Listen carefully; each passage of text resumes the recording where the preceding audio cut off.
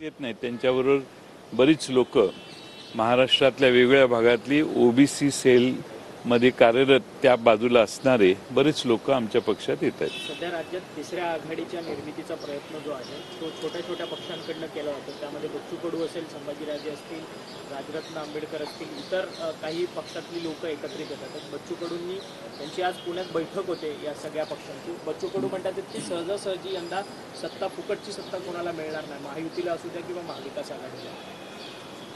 नाही, असं आहे की बच्चू कडू असोत किंवा कुणी असोत त्यांनी महाविकास आघाडीत यावं असंच आमची त्यांना सूचना राहील.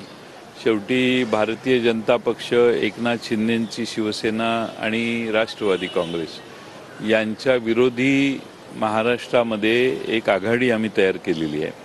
त्याच्या मतामध्ये विभागणी करण्यासाठी काही लोक महाराष्ट्रात काही लोक उभी राहतात का हे बघायचा प्रयत्न करतायत.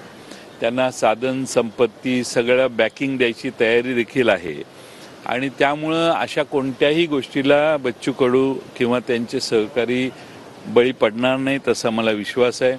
बच्चू कडू आणि त्यांचे सर्व सहकारी हे आमच्याबरोबर येत असतील तर आम्ही त्यांचं स्वागतच करू. पण महाराष्ट्रात भारतीय जनता पक्षाला अप्रत्यक्ष मदत होणार नाही याची काळजी बच्चू कडू आणि त्यांचे सहकारी घेतील अशी अपेक्षा आहे. पण आता अलीकडे बाजारात सत्तेत बसणारी काही लोक आमची मतं कशी विभागली जातील यासाठी सर्व मार्गाचा अवलंब करण्याचा प्रयत्न करत आहेत. त्याची फिलर्सची आमच्याकडे माहिती आमच्याकडे येते आणि प्रत्येकाला पाहिजे ते देतो पण तू उभा राहा असं सांगण्याचा कार्यक्रम सध्या चालू झालेला आहे. जरांगेंना प्रकाश आंबेडकरांना देखील ते सोबत घेणारे सोबत येतील.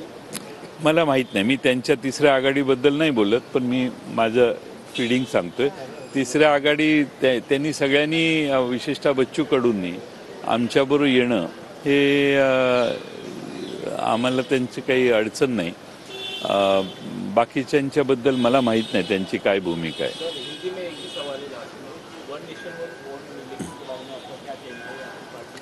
वन नेशन वन इलेक्शन के जरिए भारतीय जनता पार्टी, केंद्र शासन भारत में जो अभी पिछले चुनाव देखे आप तो 7 स्टेजेस में चुनाव करने पड़े.